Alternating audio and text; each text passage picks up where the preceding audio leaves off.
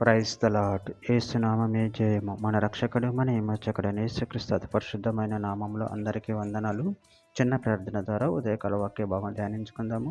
పరిశుద్ధుడా మహాగణుడు అనే దేవ యేసయ్య, సర్వాధికారినైన నీకే వేలది వందనములు, కృతజ్ఞత స్తుతి స్తోత్రం చెల్లించుకుంటాను దేవ ఉదయకాలం ప్రభు వాక్య భాగం ధ్యానిస్తుండగా వాక్య భాగం అర్థమవులకు సహాయం చేసి మీ కృపలో బలపరిచి మీకు మాదిరిగా మమ్మల్ని నడిపించి మీ చిత్తం మా జీవితంలో జరిగించమని చిన్న ప్రార్థన యేసు నామములో అడిగి వేడుకుంటున్నాను తండ్రి. ఆమేన్ ఆమేన్.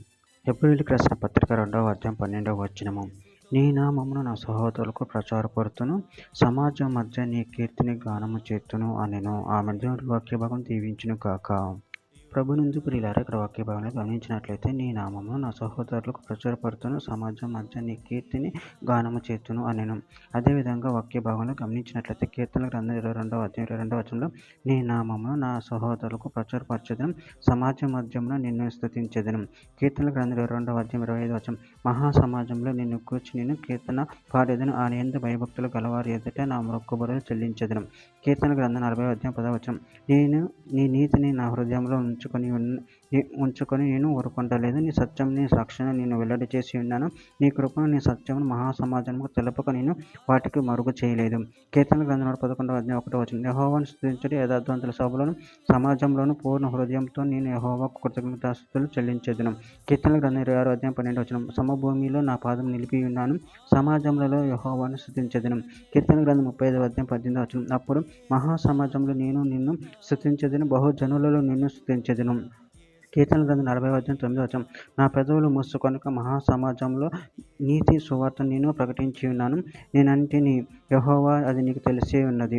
కీర్తన గ్రంథం 109వ అధ్యాయం 30వ వచనం నా నోటితో నేను యెహోవా కృతజ్ఞతాస్తుతులు మెండుగా చెల్లించెదను, అనేకుల మధ్య నేను ఆయనను స్తుతించెదను.